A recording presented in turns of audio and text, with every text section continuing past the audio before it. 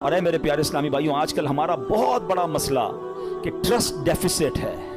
ہمیں دنیا والوں پر بھروسہ ہے، ہمیں رب پر بھروسہ نہیں ہے. ہم سب پر بھروسہ کرتے ہیں، ہم رب پر بھروسہ نہیں کرتے. ہماری جو ہے نا اللہ سے دوستی کمزور ہو گئی ہے. ہمیں لگتا ہے نہیں یار یہ مسئلہ کیسے ہے، جب تک یہ بندہ نہیں ملے گا نا، جب تک یہ فون نہیں کرے گا، جب تک اس سے میرا کانٹیکٹ ڈیولپ نہیں ہوگا، میرا کاروبار ہی نہیں بڑھے گا، میرا مسئلہ ہی حل نہیں ہوگا. یہ ہماری بھول ہے.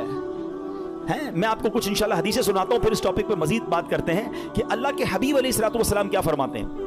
اللہ کے نبی علیہ الصلوۃ والسلام فرماتے ہیں، یہ جو یہ توکل ہے نا، اس کے بارے میں آپ فرماتے ہیں کہ اگر تم ایسا توکل کرو کہ جیسا توکل کرنے کا حق ہے، تو اللہ کریم تمہیں ایسے عطا فرمائے گا جیسے پرندوں کو روزی عطا فرماتا ہے.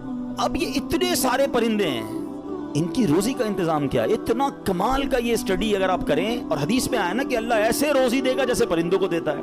کبھی بھی آپ کے گھر میں بھی کوئی پرندہ ہو، آپ نے اس کے گھونسلے میں دیکھا کوئی چھوٹی سی اس نے کبٹ بنائی ہوئی ہو اور 2-4 دن کا چارہ جمع کیا ہو؟ کسی پرندے کے پاس دیکھا ہے؟ نہیں. اس کا مطلب یہ ہوا کہ 800 ارب پرندے اپروکسیمیٹلی ڈیلی صبح گھر سے نکلتے ہیں، اپنے درختوں سے اڑتے ہیں، اور جب شام واپس آتے ہیں ان سب کو اللہ پاک روزی دے چکا ہوتا ہے. توکل کا لیول دیکھیں نا، توکل ہے نا، ان کو کل کا جمع ہی نہیں کر رہا. ہمارے کبڈز بھرے ہیں، ہمارے اکاؤنٹس بھرے ہوئے، ہماری جیبوں میں پیسے، ہمارے اناج کے ڈبے کھولیں کچن میں تو کچھ نہ کچھ نکل آئے گا، مگر فکر ہی ختم نہیں ہوتی. کال کرو تینوں، پرسوں کیا ہوگا، 1 سال بعد کیا ہوگا، بچہ بڑا ہو جائے گا تو کیا ہوگا، یہ بوڑھا ہو جاؤں گا کیا ہوگا، میں مر جاؤں گا تو کیا ہوگا. ارے اللہ کے بندے، سارے کام ہمارے سوچنے کے ہیں ہی نہیں. جس رب نے پیدا کیا ہے مجھے، وہ مجھے دے رہا ہے. جس نے بچوں کو پیدا کیا اس کو بھی دے گا. بچی پیدا نہیں ہوتی، ہماری ٹینشن شروع ہو جاتی اس کی شادی کا کیا ہوگا. ارے بھائی ابھی تو پیدا ہوئی ہے، تو ابھی سے ٹینشن لینے شروع کر دی ہم نے. نہیں، اللہ پر بھروسہ، یقین. وہ کریم ہے، وہ مالک ہے، ساری دنیا کو عطا کر رہا ہے، مجھے بھی دے گا.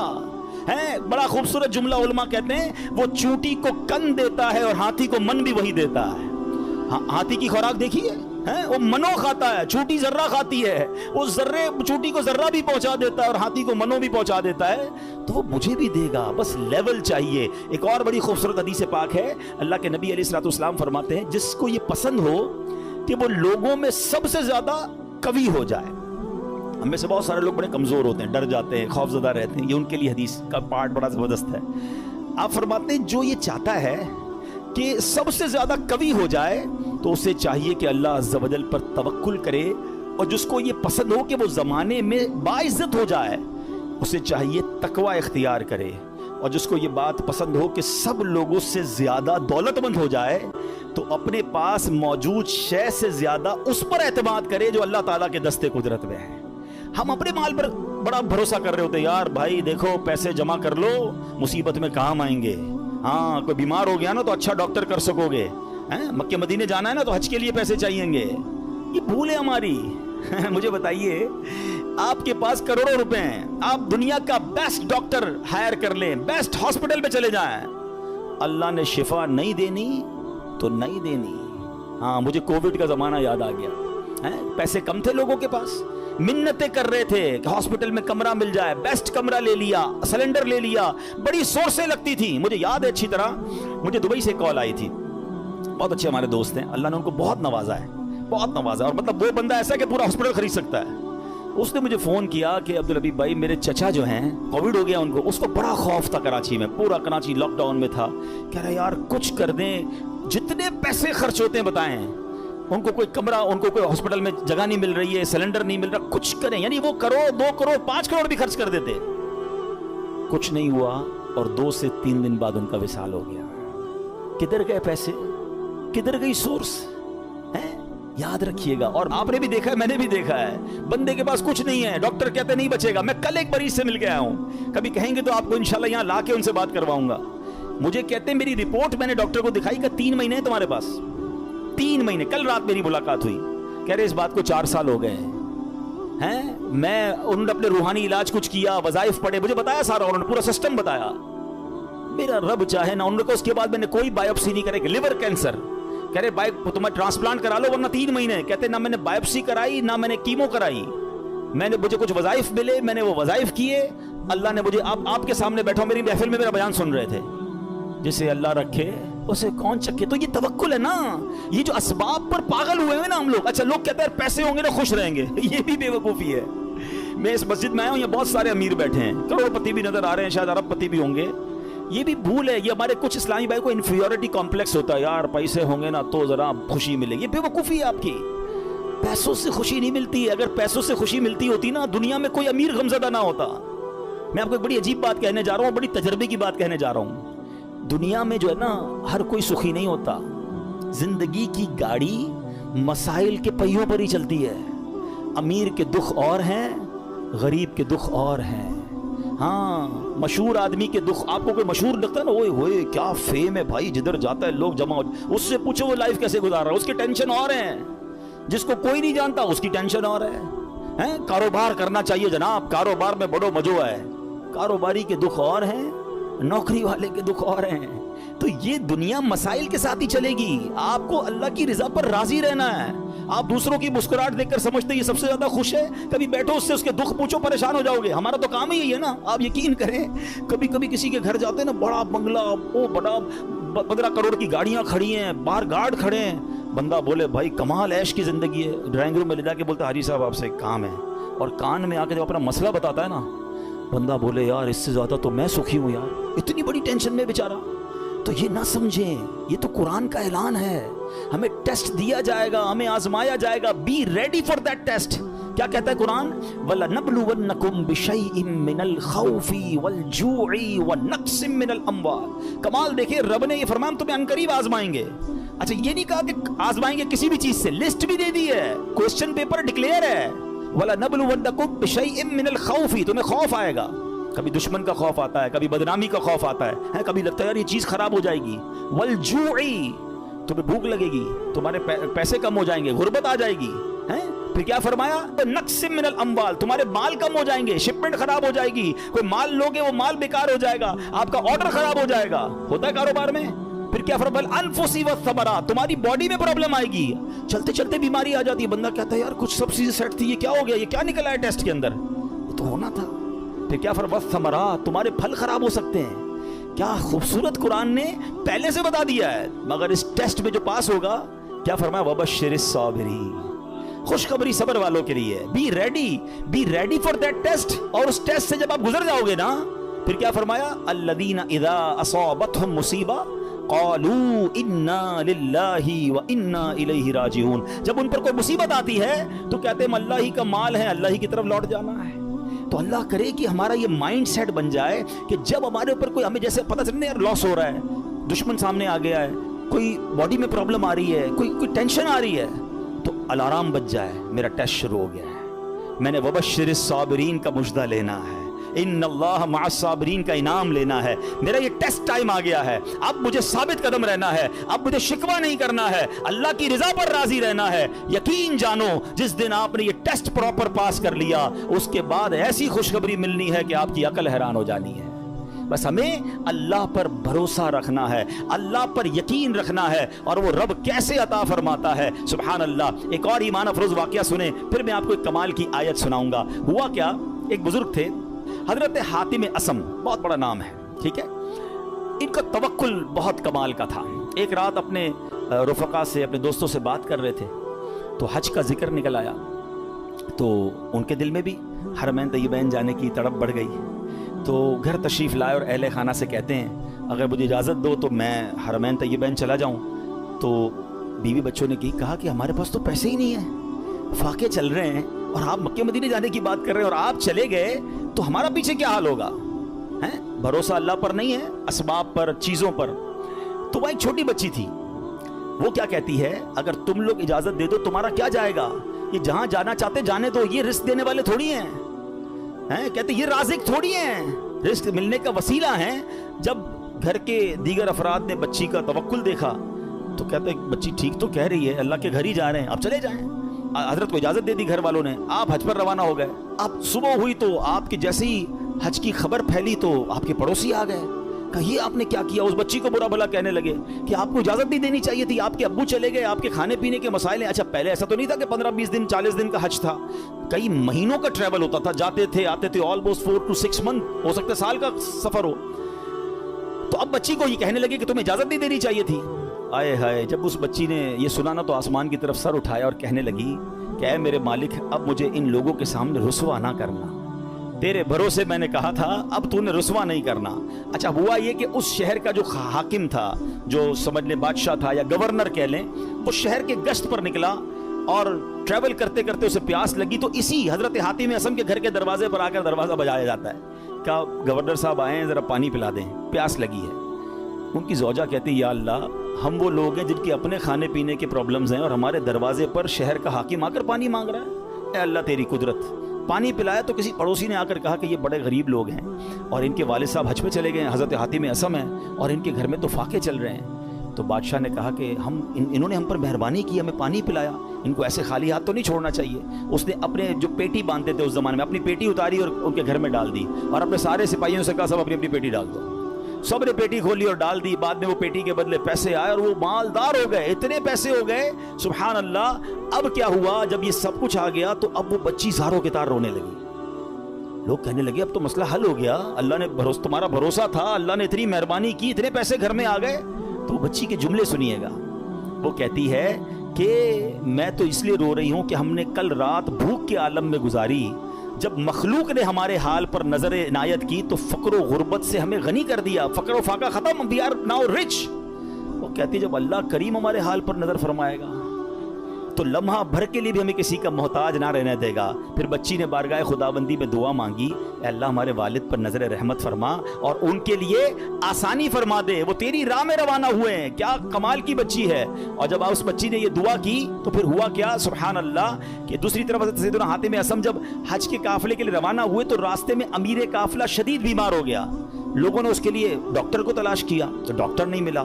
امیر قافلہ نے پوچھا کوئی ہمارے ساتھ نیک بندہ ہے، اللہ کا کوئی نیک بندہ؟ لوگوں نے کہا ہاں ہمارے ساتھ تو حضرت حاتم اصم ہیں۔ امیر کے پاس آپ گئے، امیر کے لیے دعا کی، اسی وقت اللہ پاک نے وہ تکلیف امیر کی دور کر دی۔ تو امیر نے حکم دیا کہ ان کے لیے کھانے پینے اور سواری کا انتظام کر دیا جائے۔ آپ رحمۃ اللہ تعالیٰ علیہ اپنے بچوں کے لیے پریشان تھے جن کو پیچھے چھوڑ کر آئے ہیں، اسی حالت میں آپ کی آنکھ لگ گئی، خواب میں کسی نے کہا حاتم جو ہمارے ساتھ اپنا معاملہ درست کر لیتا ہے ہم بھی اس کے ساتھ اپنا معاملہ درست کر لیتے ہیں۔ آپ کو اہل و عیال کے ساتھ جو پیچھے مدد ہوئی نا وہ بھی خواب میں بتا دیا گیا۔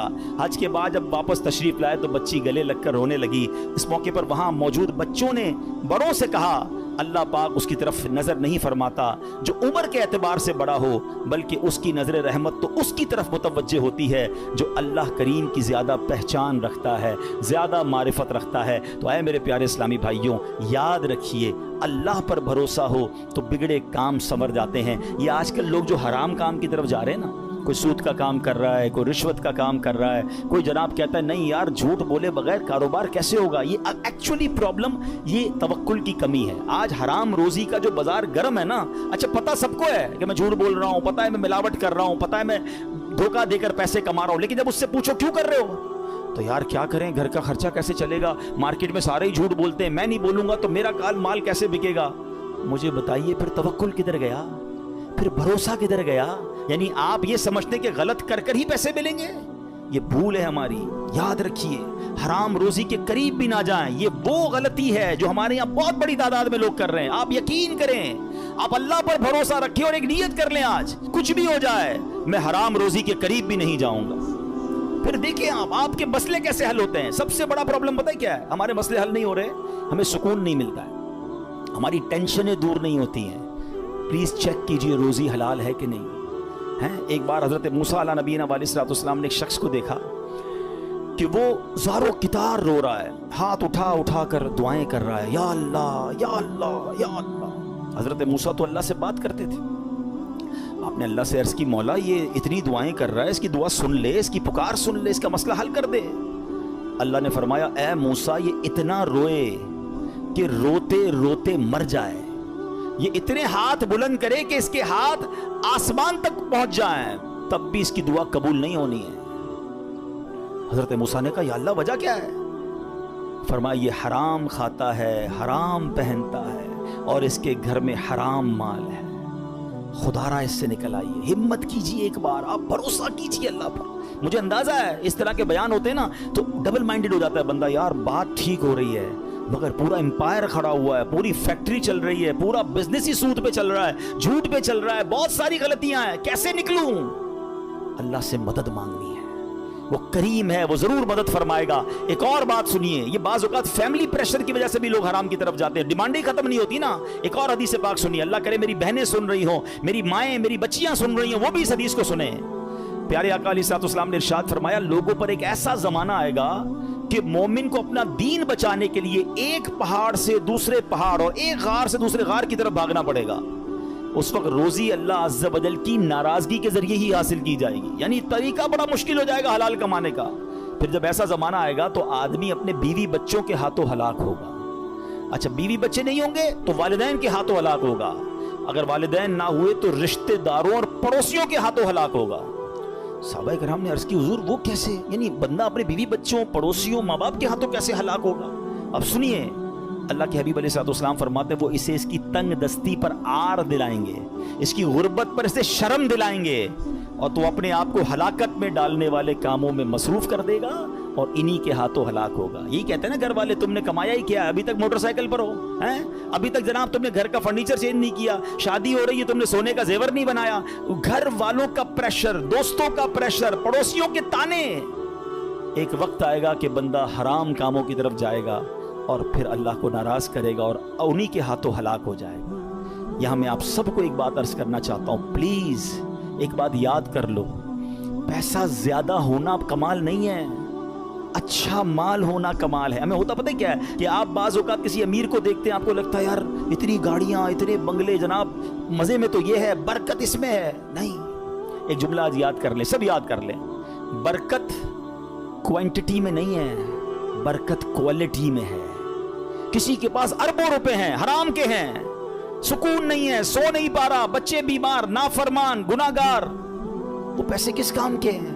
اور کسی کے پاس تھوڑے ہیں مگر حلال کے ہیں, سکون کی نیند آتی ہے, بڑی بیماری سے اللہ نے بچایا, بچے اور فیملی نیکوکار ہیں. بتاؤ کون زیادہ سکون میں, کون برکت والا ہے؟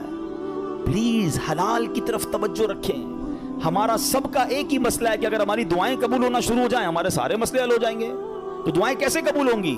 ایک سوال کیا گیا پیارے آقا علیہ الصلوۃ والسلام کی بارگاہ میں, حضور, اور سوال کرنے والے عشرہ مبشرہ میں سے صحابی ہیں, حضرت سعد بن ابی وقاص رضی اللہ تعالیٰ عنہ. کوسچن کتنا پیارا ہے, کہتے حضور میں مستجاب الدعوات بننا چاہتا ہوں. مستجاب الدعوات کس کو کہتے ہیں؟ جو دعا مانگے وہ دعا قبول ہو جائے. کون کون بننا چاہتا ہے ہم میں سے؟ آئے ہائے, بس آپ اس کی خوبصورتی سمجھیں. اگر میں اور آپ مستجاب الدعوات بن گئے, سارے پرابلم سالو نا, whatever problem and calamity come towards me, میں دعا کروں گا ختم ہو جائے گی. ایسا ہی ہے نا.